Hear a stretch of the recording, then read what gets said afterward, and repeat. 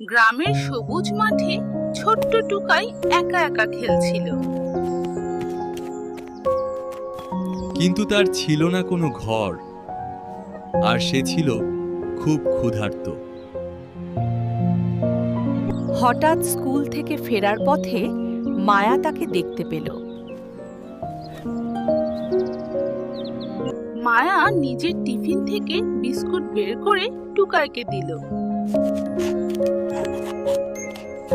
সেই দিন থেকে তারা হয়ে উঠল সেরা বন্ধু। এক রাতে টুকাই আগুনের গন্ধ পেয়ে জোরে জোরে ঘেউ ঘেউ করতে লাগলো। তার ডাকে সবাই জেগে উঠে বেঁচে গেল বড় বিপদ থেকে।